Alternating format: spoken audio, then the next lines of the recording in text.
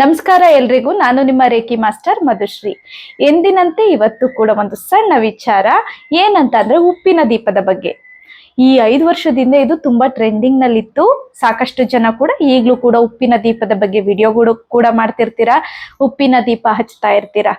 ಆದರೆ ನನ್ನ ಅನುಭವದ ವಿಚಾರ ಏನು ಅಂತಂದ್ರೆ, ಉಪ್ಪಿನ ದೀಪದಿಂದ ಶುಭವಂತೂ ನಾನು ಎಲ್ಲೂ ಕಾಣ್ಲಿಲ್ಲ. ಆ ಉಪ್ಪಿನ ದೀಪ ಹಚ್ಚಿರೋದ್ರಿಂದ ಕಷ್ಟಗಳೇ ನಾನು ನೋಡಿದ್ದೀನಿ.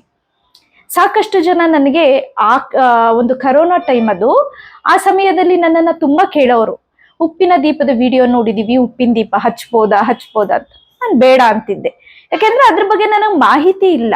ಯಾವುದೇ ಗುರುಗಳು ನನಗೆ ತಿಳಿಸಿಲ್ಲ, ಮತ್ತೆ ನಾನು ಎಲ್ಲೂ ಕೇಳೂ ಇರ್ಲಿಲ್ಲ ಆ ವಿಚಾರ. ಹಾಗಾಗಿ ನಾನು ಬೇಡ ಅಂತಿದ್ದೆ. ಸಾಕಷ್ಟು ಜನ ಉಪ್ಪಿನ ದೀಪವನ್ನ ಆಲ್ರೆಡಿ ಹಚ್ಚಕ್ ಶುರು ಮಾಡಿದ್ರು. ಆ ಹಚ್ಚಿದಂಥವ್ರಲ್ಲಿ ಒಂದು 5-6 ಜನದ ಅನುಭವದ ಮಾತೇನಂತಂದ್ರೆ, ಸಣ್ಣ ಕಷ್ಟ ಎದುರಿಸ್ತಿದ್ದೋ ಆ ಕಷ್ಟ ಬಗೆಹರಿಸೋಣ ಅನ್ಬಿಟ್ಟು ಉಪ್ಪಿನ ದೀಪವನ್ನ ಸ್ಟಾರ್ಟ್ ಮಾಡ್ದೋ, ಆ ಕಷ್ಟದ ಜೊತೆಗೆ ತಡೆಯಲಾರದ ಕಷ್ಟವನ್ನ ನಾವು ಅನುಭವಿಸ್ಬಿಟ್ಟು ಈ ಉಪ್ಪಿನ ದೀಪ ಹಚ್ಚಿ ಅನ್ನೋದನ್ನ ನಾನು ಕೇಳಿದೆ.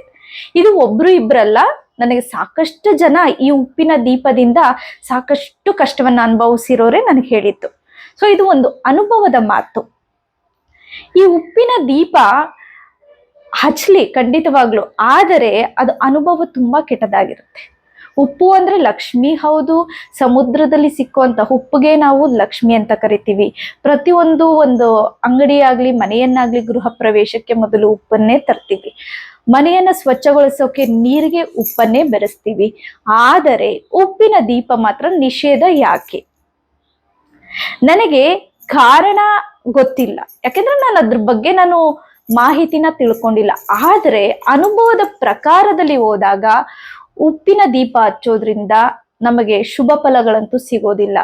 ಕಷ್ಟಕರವಾದ ಜೀವನವನ್ನ ನಾವು ಎದುರಿಸ್ಬೇಕಾಗುತ್ತೆ. ಇದರ ಮೇಲೆ ನಿಮಗೆ ಬಿಟ್ಟಿದ್ದು ಅಂತ ನಾನು ಹೇಳ್ತೀನಿ. ಆದ್ರೆ ನನ್ನ ಪ್ರಕಾರದಲ್ಲಿ ಉಪ್ಪಿನ ದೀಪ ಬೇಡ. ಪ್ರತಿ ಶುಕ್ರವಾರ ನೀವು ತುಪ್ಪದ ದೀಪ ಹಚ್ಚೋದ್ರಿಂದ, ಮನೆ ದೇವರಿಗೆ ಕುಲದೇವರಿಗೆ ತುಪ್ಪದ ದೀಪ ಹಚ್ಚೋದ್ರಿಂದ ಎಂತ ಕಷ್ಟಗಳಿದ್ರೂ ಕೂಡ ಆ ಕಷ್ಟಗಳು ನಿವಾರಣೆ ಆಗುತ್ತೆ ಅಂತ ಹೇಳ್ತೀನಿ. ಈ ವಿಡಿಯೋ ನಿಮ್ಗೆ ಇಷ್ಟ ಆಯ್ತು ಅಂತ ತಿಳ್ಕೊತೀನಿ. ನಮಸ್ಕಾರ.